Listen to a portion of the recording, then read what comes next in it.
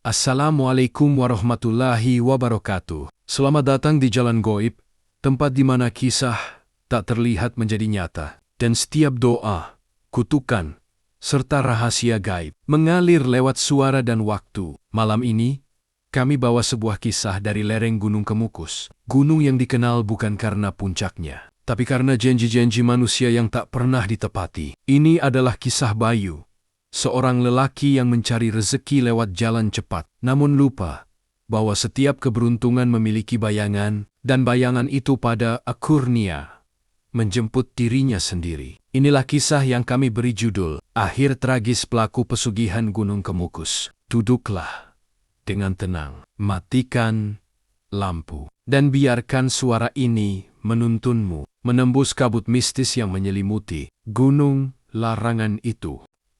Malam itu, langit di atas Sragen tampak berat seperti menahan hujan yang enggan turun. Udara lembab menempel di kulit, membuat siapapun yang berjalan di jalan kecil menuju lereng gunung Kemukus merasa seolah sedang diawasi oleh sesuatu yang tak kasat mata. Bayu, pria berusia 36 tahun, dengan wajah lelah dan mata cekung, melangkah pelan di jalan tanah yang licin. Di tangannya, ia menggenggam sebotol air mineral. Separuh isinya sudah habis. Ransel kecil di pundaknya berisi kain putih beberapa dupa, dan seekor ayam hitam yang dibungkus rapat di dalam karung anyaman bambu. Ia sudah menempuh perjalanan hampir 7 jam dari rumahnya di Klaten. Di kepalanya hanya ada satu tujuan: kekayaan, bukan karena tamak. Begitulah ia membujuk dirinya sendiri. Tapi karena hidupnya terjepit, usahanya bangkrut, anaknya sakit, istrinya sering marah karena utang yang tak kunjung lunas. Dan di antara bisik-bisik pasar dan warung kopi, satu nama sering muncul dengan nada setengah rahasia. Kalau kamu berani, ke Gunung Kemukus saja, minta pada Nyai Laras. Nama itu seperti kabar yang beredar di bawah tanah. Nyai Laras, penjaga pesugihan Gunung Kemukus. Konon, ia adalah arwah wanita bangsawan yang mati dengan cara tak wajar. Dan sejak itu menuntut tumbal darah sebagai syarat bagi siapapun yang ingin kaya. Mendadak Bayu menelan ludah. Ia tak percaya sepenuhnya, tapi rasa putus asa lebih besar daripada ketakutannya. Langkahnya berhenti di sebuah warung tua yang lampunya temaram. Seorang pria tua berkaos dalam, dengan sorban kecil di lehernya, duduk di kursi kayu sambil menyalakan rokok kretek.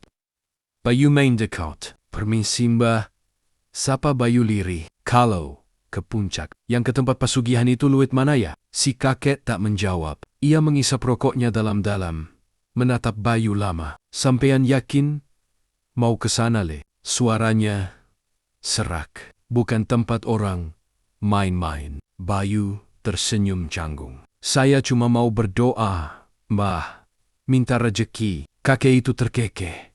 Suara tawanya kering. Kalau minta rezeki, ya ke masjid. Kalau ke Kemukus, yang sampean temui bukan Gusti Allah. Bayu diam, tapi tatapan matanya tak bergeming. Akhirnya, si kakek berdiri, menunjuk ke arah jalan setapak gelap yang menanjak di sisi kanan warung. Naik saja terus. Nanti kalau dengar suara gamelan, jangan menoleh. Jangan berhenti. Kalau sudah sampai di batu besar di bawah pohon beringin, baru sampean bicara. Bicara apa mbah? Bila aku datang membawa janji. Setelah itu, si kakek mematikan rokoknya dan masuk ke dalam warung, meninggalkan Bayu yang kini berdiri sendirian dalam gelap. Jalan setapak itu sempit dan licin, dikelilingi semak tinggi yang basah. Bayu berjalan perlahan. Langkahnya berat. Napasnya mulai memburu. Angin malam berhembus membawa bau tanah dan kemenyan yang samar. Semakin tinggi ia naik, suasana terasa aneh. Dari jauh, samar-samar terdengar suara gamelan pelan, tapi jelas. Nada-nadanya melengking rendah, seperti musik yang dimainkan di balik kabut. Bayu teringat pesan si kakek. Ia menunduk, terus berjalan tanpa menoleh. Tapi di belakangnya, langkah-langkah lain mulai terdengar. Pelan, teratur, seperti seseorang sedang mengikutinya dari jarak 10 meter. Ia berhenti sejenak, suara itu berhenti. Ia berjalan lagi, suara itu terdengar lagi. Degup jantungnya makin cepat, sampai akhirnya ia tiba di sebuah batu besar berlumut, tepat di bawah pohon beringin tua. Pohon itu menjulang tinggi, akar-akarnya menjalar ke tanah, seperti urat hitam yang menggeliat. Bayu menelan ludah, lututnya gemetar. Pelan, ia berkata sesuai pesan kakek tadi, "Aku datang membawa janji." Hening, lalu udara di sekitarnya terasa berubah. Bau dupa makin kuat, dan suara gamelan berhenti mendadak. Dari arah belakang batu, terdengar suara langkah kaki lembut. Lalu muncul seorang perempuan, mengenakan kebaya hitam, rambutnya terurai panjang, matanya tajam dan basah, seperti mata orang yang baru menangis. "Siapa yang berani memanggil di malam Jumat Kliwon?" Suaranya lirih tapi menjima. Bayu gemetar. Saya Bayu, Nyai. Saya ingin injin kaya." Perempuan itu tersenyum samar. "Kaya bisa, tapi semua harus seimbang." Ia melangkah mendekat. Aromanya harum melati, bercampur amis besi. "Kamu siap menukar sebagian jiwamu untuk mendapatkan dunia?" Bayu tak menjawab, tapi perempuan itu sudah tahu. Ia menatap ayam hitam dalam karung, lalu mengangkat tangannya. "Potong lehernya di batu itu. Biarkan darahnya jatuh ke tanah. Setelah itu, besok pagi, kamu akan mendapat tanda." Tangan Bayu gemetar saat ia mengeluarkan pisau kecil dari tasnya. Ia ragu sejenak, tapi ketika menatap mata perempuan itu, pandangannya seperti ditarik ke dalam pusaran gelap yang dalam dan menyesakkan. Ia mengangkat pisau, dan dalam satu tarikan napas, darah ayam menyembur di atas batu. Tanah bergetar ringan. Perempuan itu tersenyum lebih lebar. "Sudah dimulai. Jangan menoleh saat turun. Apapun yang memanggilmu, biarkan." Bayu mengangguk, lalu menunduk dalam-dalam. Ketika ia menegakkan tubuh lagi, perempuan itu sudah menghilang. Turun gunung malam itu bukan hal mudah. Suara langkah-langkah yang tadi mengikuti kini terdengar dari segala arah. Kadang ada tawa kecil, kadang bisikan yang menyebut namanya berulang kali. "Bayu, Bayu, jangan tinggalkan aku." Tapi ia tak berani menoleh. Sampai akhirnya, ia melihat lampu warung tua tadi. Ia berlari, hampir terjatuh, lalu menatap ke dalam warung. Kakek tua itu masih di sana. Tapi kali ini, wajahnya pucat, dan matanya sayu. "Sampean sudah ketemu dia tuh." Bayu mengangguk pelan. "Besok pagi, jangan kaget kalau ada yang datang ke rumahmu. Jangan tolak.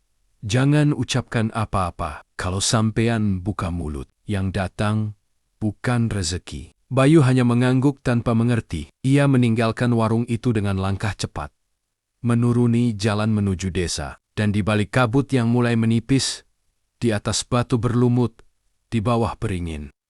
Darah ayam itu belum kering, tapi sudah berubah warna menjadi hitam pekat. Fajar belum sempurna merekah.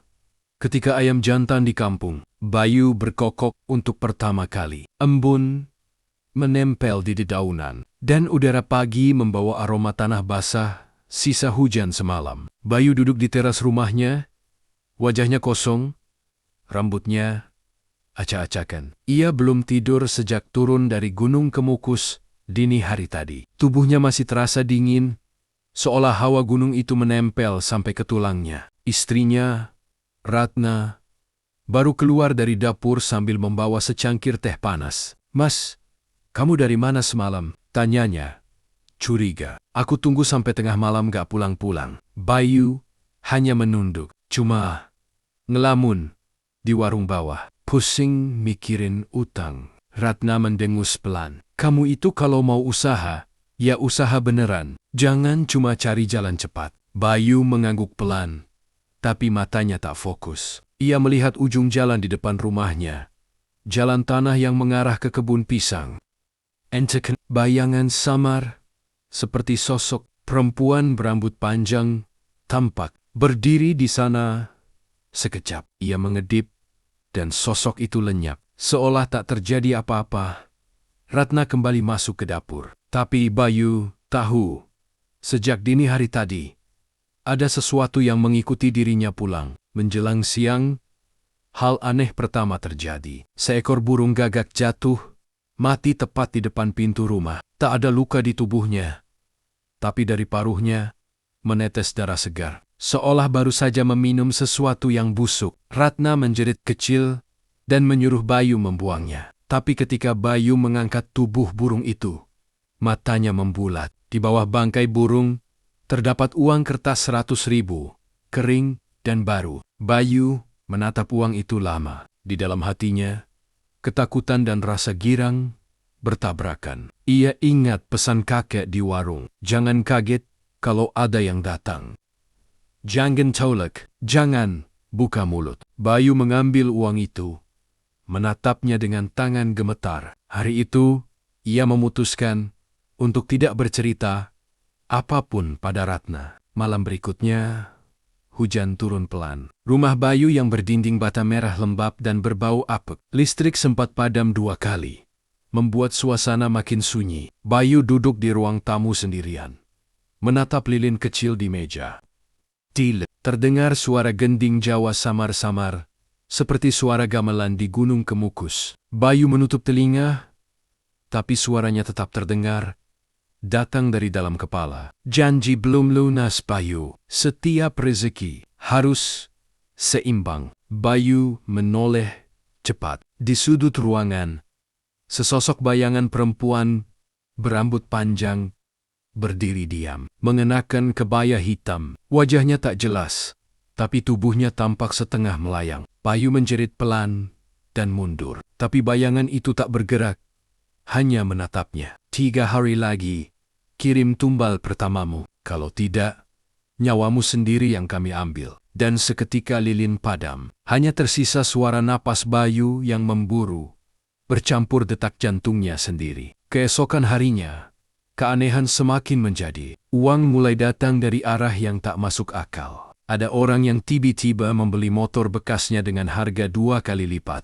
Kemudian, usaha percetakannya, yang sudah nyaris bangkrut, mendadak mendapat pesanan besar dari kantor pemerintahan. Semuanya terasa seperti keajaiban. Tapi di malam hari, setiap kali Bayu menutup mata, suara Nyai Laras kembali terdengar di kepalanya. Kekayaan bukan hadiah, it's a pinjaman yang harus dibayar. Dan setiap kali ia mendengar suara itu, tubuhnya terasa dingin seperti direndam air sumur. Hari ketiga, malam Jumat Kliwon berikutnya, tanda itu datang. Anak bungsunya, Lintang, bocah perempuan berusia 8 tahun, demam tinggi, tubuhnya panas, tapi telapak tangannya justru dingin. Ratna panik dan memanggil dukun bayi di kampung. Namun, begitu dukun itu datang dan memegang tangan Lintang, wajahnya langsung berubah pucat. Saya nggak berani nyentuh anak ini lagi. Kenapa ada sesuatu yang nempel di rumah ini? Besar. Laki-laki yang jadi kepala rumah. Harus tahu dari mana asalnya. Bayu berdiri di ambang pintu tubuhnya kaku. Dukun itu menatapnya lama, lalu berbisik lirih. Kamu sudah pergi ke tempat yang salah. Nak, di bawah beringin Gunung Kemukus itu bukan tempat mencari rezeki, tapi tempat menyerahkan hidup. Bayu tak menjawab. Ia hanya meremas kuat tangannya sendiri, berusaha menahan gemetar. Malam itu, Ratna tertidur kelelahan di sisi Lintang yang masih demam. Bayu duduk sendirian di dapur, menatap kosong ke lantai. Uang hasil pesanan sudah bertumpuk di meja, tapi matanya tak bisa lepas dari satu hal. Karung anyaman bambu yang dulu ia bawa dari Kemukus, kini tergantung di dinding dapur. Ia yakin ia sudah membuang karung itu di sungai. Tapi entah kenapa, malam ini karung itu kembali, dalam keadaan basah dan berbau amis. Saat Bayu mendekat, terdengar suara kecil dari dalamnya, seperti suara ayam berkokok lemah, tapi serak dan aneh, seperti suara yang datang dari tenggorokan manusia. Bayu menahan napas, membuka karung itu perlahan. Tapi di dasar anyaman, menempel selembar kulit tipis, seperti kulit manusia, dengan tulisan aksara Jawa tergores di atasnya. Ia membaca dengan terbata, "Sing janji kudu nebus." Yang berjanji harus menebus. Lalu dari arah kamar, terdengar suara Ratna menjerit histeris. Bayu berlari, jantungnya seperti mau meledak. Ia melihat Ratna berdiri di samping ranjang sambil menunjuk tubuh. Lintang yang kini tertidur kaku, matanya setengah terbuka. Dari mulut anak kecil itu menetes darah tipis. Dan di dinding belakang ranjang, tergores tulisan merah seperti darah segar. Tumbal pertama diterima. Bayu berteriak. Suara gamelan kembali terdengar.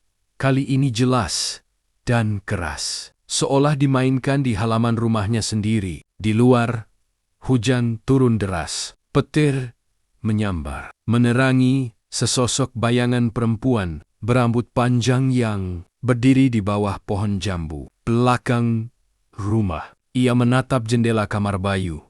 Senyum tipis terukir di wajah pucatnya. Janji baru dimulai, Bayu. Dan kau akan tahu, kekayaan tak pernah datang tanpa kematian.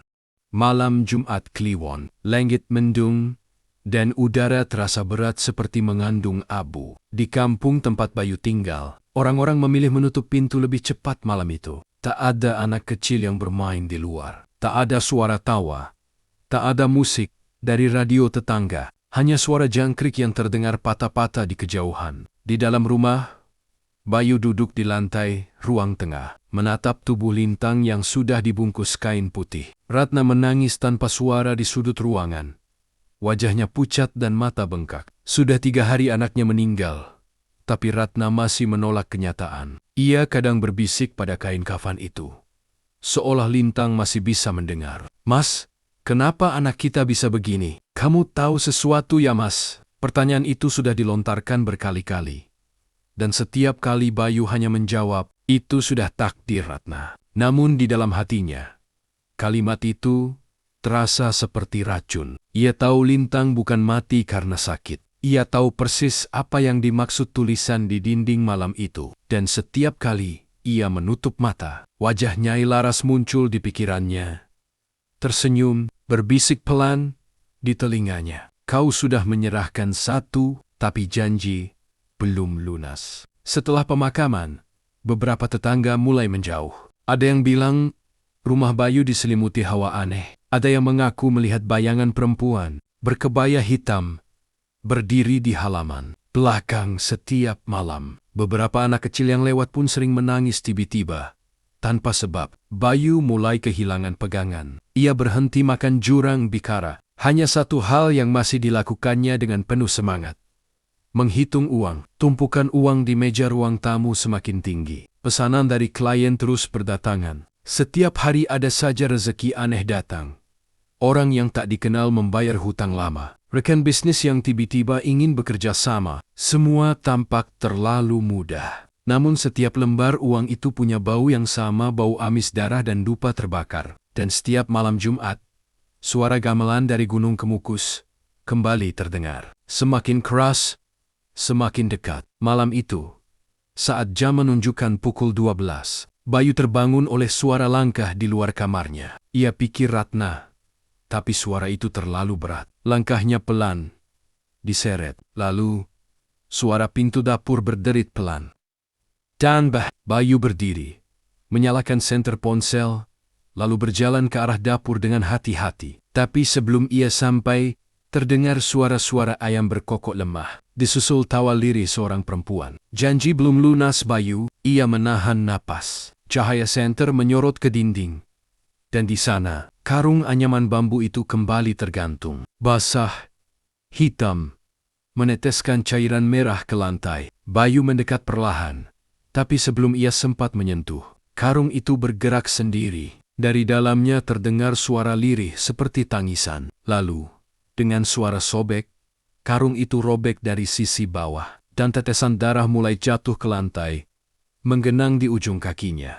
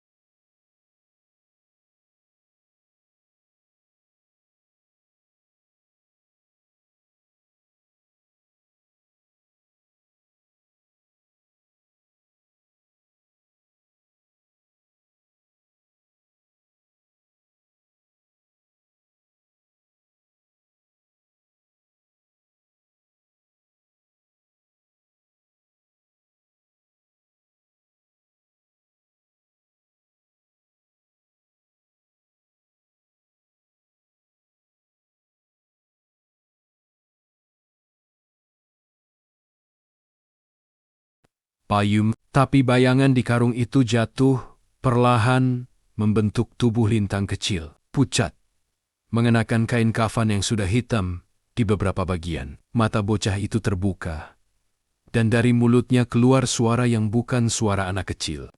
Nyai bilang, waktunya tumbal kedua. Bayu berteriak, menabrak kursi, dan lari ke kamar. Ratna terbangun panik, memeluk Bayu yang gemetar. "Mas, ada apa?" Bayu tak bisa menjawab. Ia hanya memeluk istrinya erat-erat. Sementara dari arah dapur, terdengar suara langkah kecil perlahan menuju kamar. Setiap langkah diiringi tetesan air yang menimpa lantai. Ketika suara itu sampai di depan pintu kamar, semuanya berhenti. Lalu, ketukan 3 kali. Tok, tok, tok, tok. Ratna menelan ludah, memandang pintu. "Mas, itu siapa?" Bayu menutup mulut istrinya, berbisik lirih.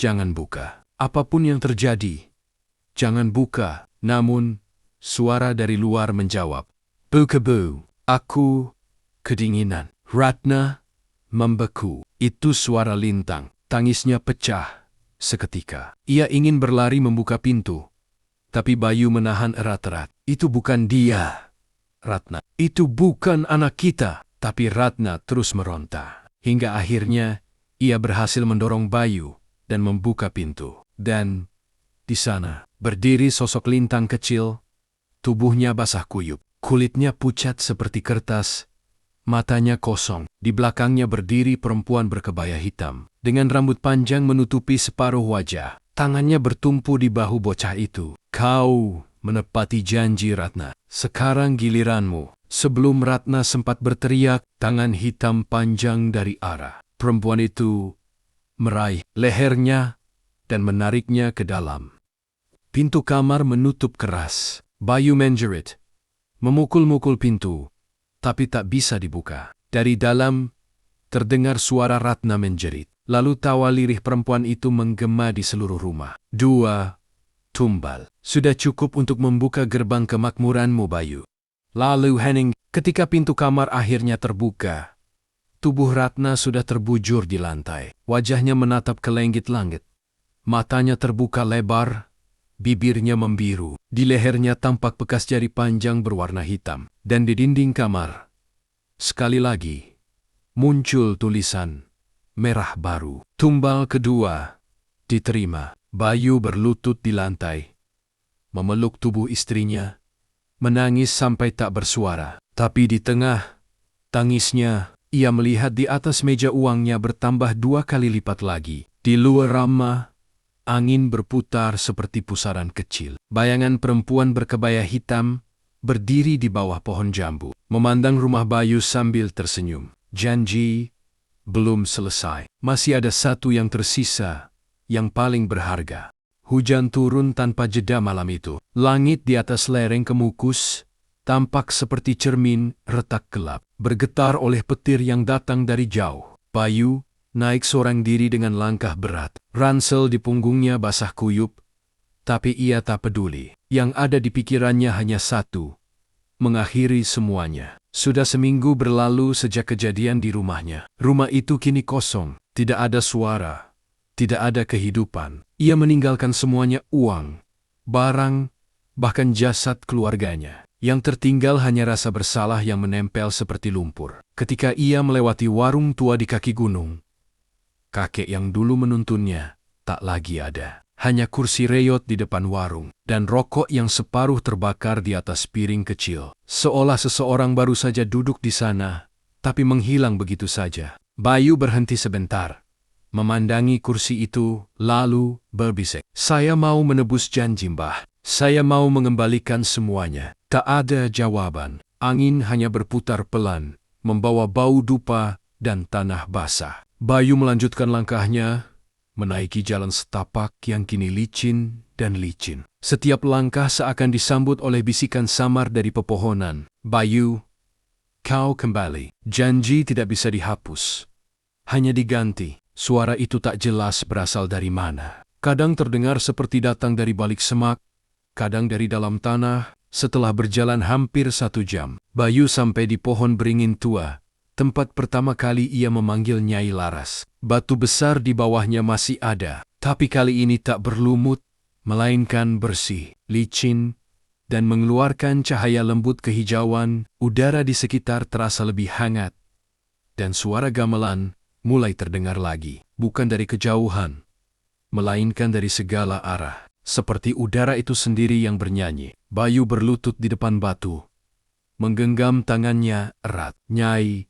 Laras, saya mohon, ambil semua harta saya, tapi kembalikan keluarga saya. Lalu, dari balik akar beringin, muncul cahaya merah redup. Dari dalam cahaya itu, perlahan muncul sosok perempuan kebaya hitam. Rambut panjang menutupi separuh wajah, tapi kali ini wajahnya tak menyeramkan. Ia tampak tenang dan agung, seperti sosok yang sudah lama memerintah dunia yang tak terlihat. Kau datang untuk menebus? Suaranya halus, tapi membuat dada Bayu bergetar. Bayu mengangguk dengan air mata. Saya nggak mau kaya, Nyai.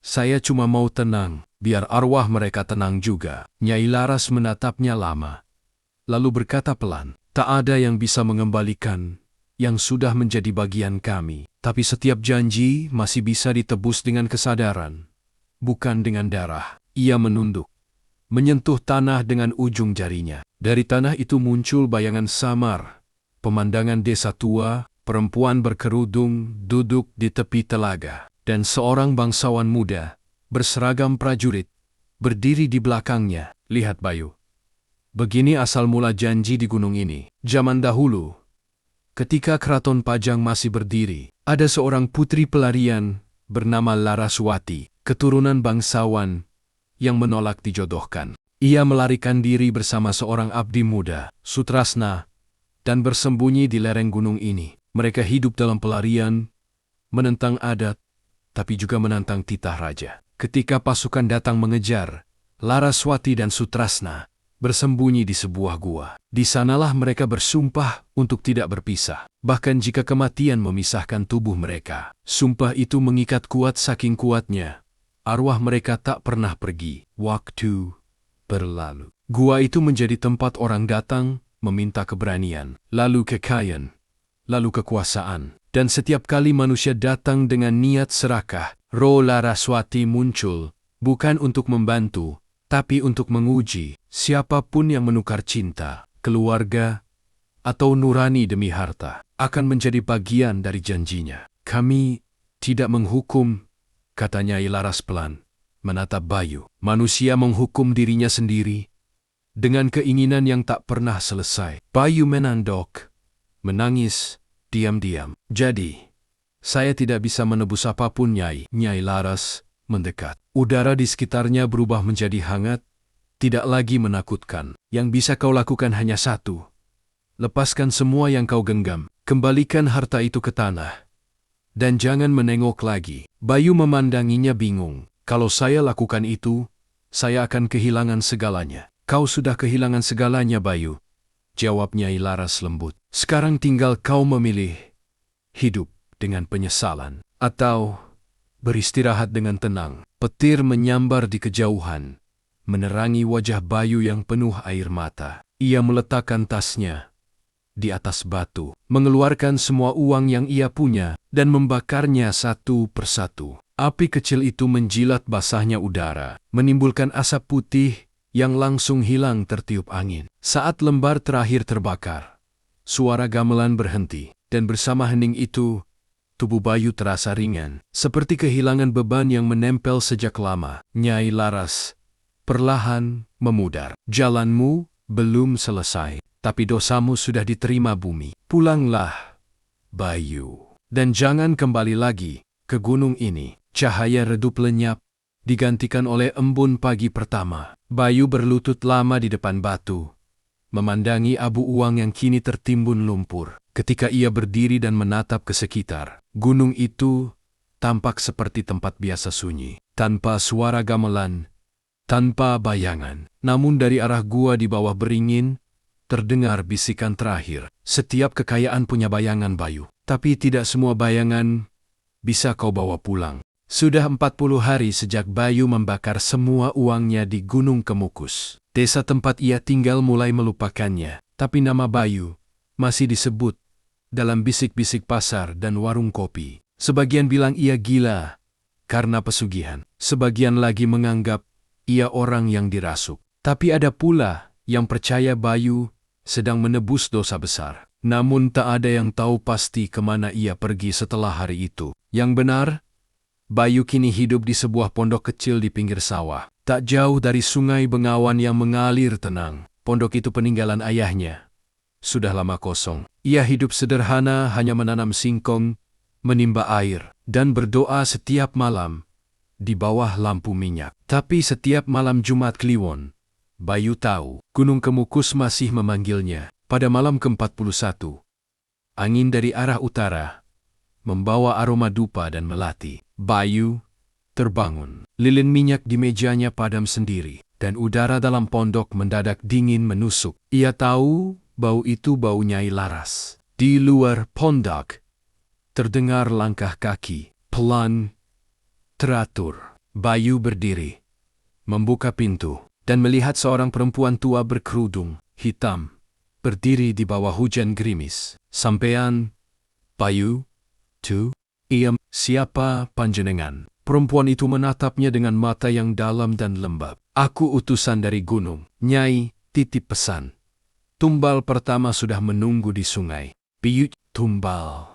Apalagi?" "Saya sudah melepaskan semuanya." Simbah tersenyum samar. "Yang dibakar itu harta dunia, tapi janji yang menempel di jiwa." "Bailem pergi." Ia lalu menunjuk ke arah luar pondok. "Pergi ke sungai. Kau akan tahu sendiri apa yang harus kau lepaskan." Bayu berjalan menyusuri tepi sawah. Hujan rintik-rintik menimpa wajahnya. Ketika sampai di tepian sungai Bengawan, ia berhenti. Air sungai berkilat oleh cahaya bulan. Mengalir tenang, tapi berbau aneh. Seperti campuran logam dan dupa. Di Tenggerus, ada sesuatu yang mengapung. Bayu menatapnya lama. Bentuknya samar, tapi makin lama makin jelas. Sebuah boneka kecil terbuat dari jerami, terikat dengan pita merah. Bayu tahu benda itu. Ia membuatnya sendiri dulu, sebagai mainan lintang kecilnya. Tangannya gemetar saat mengangkat boneka itu dari air. Basah, berat, dan dingin. Di leher boneka itu terikat seutas tali dengan potongan kain putih, sama seperti kain kafan. "Tumbal pertama." Suara itu datang dari belakangnya. Lembut, tapi membuat bulu kuduknya berdiri. Bayu menoleh, tapi tak ada siapapun di sana. Hanya angin yang berputar, membawa suara gamelan sayup dari arah gunung. Hari-hari berikutnya, Bayu mulai mengalami hal-hal ganjil. Setiap malam, suara anak kecil terdengar dari halaman pondoknya. Tawa kecil, langkah kaki berlari, lalu diam. Kadang ada yang mengetuk pintu 3 kali, sama seperti dulu di rumahnya. Kadang ia menemukan bunga melati segar di meja. Padahal tak ada siapapun yang datang. Ia tak lagi takut, hanya letih. Ia tahu arwah keluarganya belum benar-benar pergi. Mereka terikat padanya, sama seperti janjinya dulu kepada Nyai Laras. Malam-malamnya, ia habiskan berdoa dan menulis di secarik kertas. Tulisan itu bukan untuk orang lain, tapi untuk dirinya sendiri, pengakuan, penyesalan, dan doa agar yang tak terlihat bisa tenang. "Aku menyesal. Aku tergoda oleh janji yang tak seimbang. Jika hidupku harus jadi tumbal terakhir agar semua bebas, biarlah begitu." Suatu malam, sebelum tidur, Bayu mendengar suara dari arah pintu. Kali ini, bukan ketukan, melainkan suara nyanyian lirih, seperti tembang Jawa kuno. "Janji sing wis diucap, ora bisa sirna, mong bisa ditebus nganggo jiwa sing sadar." Bayu menatap keluar, dan di sana berdiri Nyai Laras. Tidak dalam wujud menyeramkan, tapi tampak damai. Ia tersenyum, mengulurkan tangan. "Kau sudah mengerti makna tumbal, Bayu. Bukan nyawa yang kubutuhkan, tapi kesadaran." Ia mendekat, menepuk bahu Bayu dengan lembut. Udara di sekitar mereka berubah hangat, seperti pagi yang baru lahir. "Mulai malam ini, kau bebas, tapi janjimu akan tetap hidup sebagai peringatan bagi mereka yang datang dengan keserakahan. Bayu menutup mata, dan untuk pertama kalinya setelah berbulan-bulan, dadanya terasa ringan. Ia merasa seolah tertidur di dalam doa. Keesokan paginya, warga menemukan pondok Bayu kosong. Hanya ada pakaian lusuh, kitab kecil, dan tulisan di dinding bambu. Rezeki sejati bukan yang datang dari janji, tapi dari hati yang siap kehilangan. Di meja, ada satu bunga melati segar, dan di udara, samar-samar terdengar gamelan bukan menakutkan, melainkan menenangkan. Suara itu datang dari arah Gunung Kemukus, lalu perlahan menghilang, seiring sinar matahari menembus kabut pagi. Desa Pagerwangi perlahan berubah.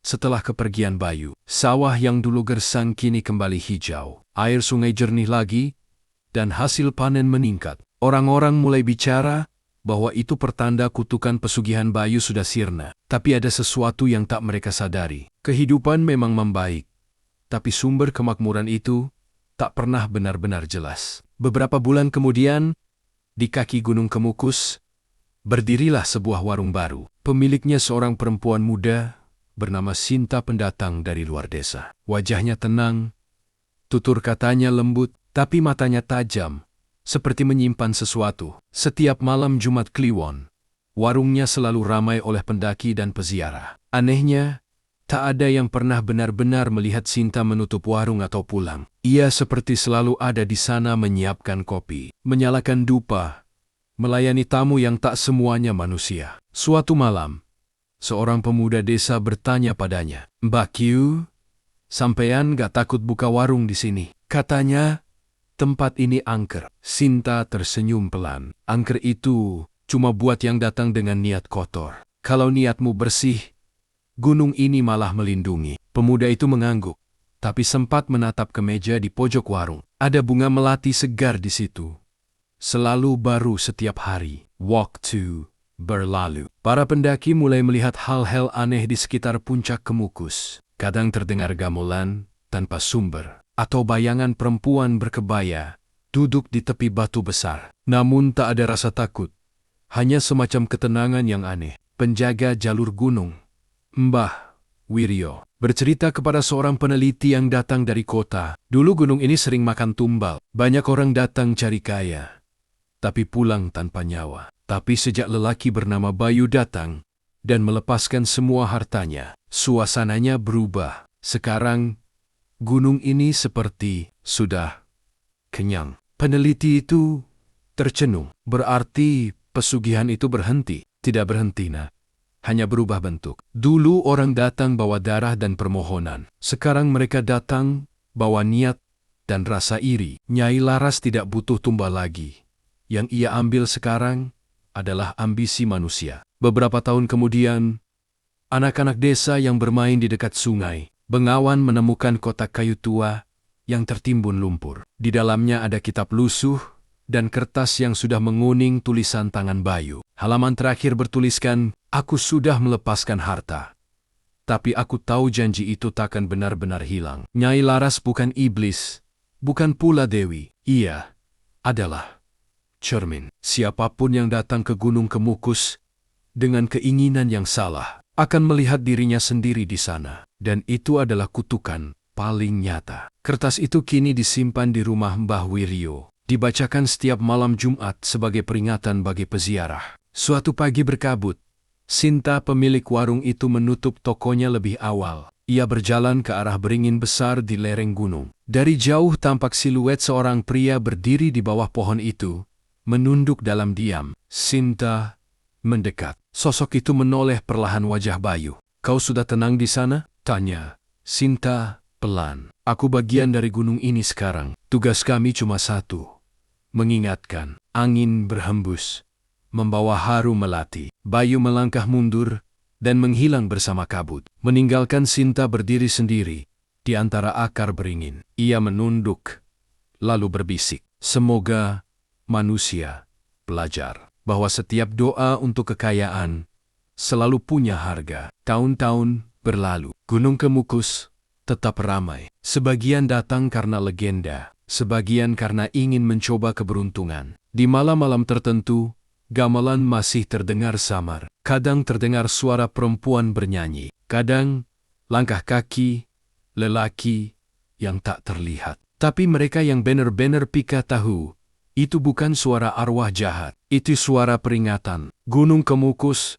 bukan sekadar tempat pesugihan. Ia adalah cermin bagi manusia yang tamak, dan kuburan bagi mereka yang lupa arti cukup. Di antara Kabut dan Melati, legenda Bayu dan Nyai Laras terus hidup. Bukan sebagai kutukan, melainkan peringatan abadi tentang harga dari keinginan yang terlalu dalam. Kabut pagi turun perlahan di lereng Gunung Kemukus. Udara lembab, rumput basah, dan embun menetes dari daun bambu seperti butir waktu yang menua. Dari kejauhan, suara gamelan terdengar samar, tidak keras, tidak menakutkan, hanya seperti bisikan masa lalu yang menolak diam. Orang-orang desa sudah terbiasa. Bagi mereka, bunyi gamelan itu bukan tanda bahaya lagi, tapi tanda penjaga sedang berkeliling. Penjaga yang dulu manusia, tapi kini jadi bagian dari gunung. Bayu, di kaki gunung, tak jauh dari pohon beringin besar, ada sebuah batu pipih tanpa tulisan. Orang menyebutnya batu janji. Setiap peziarah yang datang biasanya meletakkan setangkai melati di atasnya. Sebelum naik ke puncak, tak ada yang tahu pasti milik siapa batu itu. Tapi semua orang percaya, di sanalah roh Bayu bersemayam. Mbah Wiryo, penjaga jalur gunung yang sudah renta, sering berkata pada anak-anak muda, kalau lewat sini, jangan minta kaya. Cukup minta supaya hatimu kuat, menolak godaan. Karena yang bikin celaka, itu bukan Nyai Laras, tapi keinginanmu sendiri. Malam-malam tertentu, terutama saat bulan purnama sempurna, beberapa orang mengaku melihat sosok perempuan berkebaya hitam duduk di tepi telaga kecil di atas sana. Rambutnya panjang, tapi wajahnya tidak menyeramkan. Ia hanya memandangi air, seolah menunggu seseorang yang tak kunjung datang. Kadang ia menoleh ke arah pendaki yang lewat, tersenyum tipis, lalu berkata pelan, "Sudahkah kau berdamai dengan dirimu?" Dan siapapun yang mendengarnya, entah mengapa, pulang dengan hati lebih tenang. Walau belum tentu kaya, tapi merasa lebih cukup. Tahun-tahun berjalan. Desa Pagerwangi kini jadi tempat yang subur dan dikenal karena hasil panennya. Bukan karena pesugihan, tapi karena orang-orangnya mulai percaya pada kerja dan doa. Setiap bulan Suro, mereka mengadakan selamatan di bawah beringin besar, membacakan doa untuk arwah Bayu dan Nyai Laras. Bukan untuk meminta, tapi untuk mengucap terima kasih. Mereka sadar, kemakmuran tanpa kesadaran adalah jebakan yang sama saja dengan pesugihan. Di malam itu, dupa dinyalakan, gamelan diputar pelan, dan anak-anak menari di bawah cahaya obor. Tak ada rasa takut, hanya ketenangan. Gunung Kemukus tak lagi dianggap kutukan, melainkan penjaga keseimbangan antara keinginan dan keserakahan. Sinta masih ada di sana. Warungnya tetap berdiri di kaki gunung, selalu wangi melati, selalu ramai oleh orang yang butuh istirahat. Setiap tamu yang datang, ia sambut dengan teh hangat dan senyum tenang. Di dinding warungnya tergantung selembar tulisan tangan yang sudah menguning. Rezeki sejati bukan yang datang dari janji, tapi dari hati yang siap kehilangan. Saat ada yang bertanya dari mana tulisan itu berasal, Sinta hanya berkata lembut, dari seseorang yang sudah menebus janjinya. Kadang malam-malam tertentu, saat hujan turun, Sinta menatap ke arah gunung, dan seolah berbicara dengan kabut, "Tenanglah Bayu. Manusia di bawah sini sudah mulai belajar." Dan begitulah Gunung Kemukus hidup bersama waktu. Tidak lagi menakutkan, tapi juga tidak pernah jinak. Ia hanya diam, tapi menyimpan pelajaran yang tak lekang oleh usia. Bahwa keinginan tanpa batas akan selalu menuntut korban. Dan bahwa penebusan terbesar bukan dengan darah, tapi dengan kesadaran. Kadang, saat fajar pertama menembus kabut, orang bisa melihat dua sosok berdiri di puncak gunung. Seorang pria dan seorang perempuan. Mereka memandang ke bawah dengan senyum samar, menjadi penjaga antara dunia, manusia dan dunia, janji yang tak boleh dilanggar lagi. Dan gamelan pun berhenti. Hening, hanya bisikan angin terakhir yang terdengar. Cukup itu kekayaan sejati. Semoga kita selalu dijauhkan dari keinginan yang menyesatkan, dan selalu diberi kekuatan untuk bersyukur atas apa yang ada. Terima kasih sudah menyimak kisah ini di Jalan Goib. Jika engkau berjalan di malam sunyi dan mendengar gamelan dari kejauhan, jangan takut. Mungkin itu hanya suara mereka yang pernah berjanji dan kini menjaga agar manusia tak jatuh ke lubang yang sama. Wassalamualaikum warahmatullahi wabarakatuh.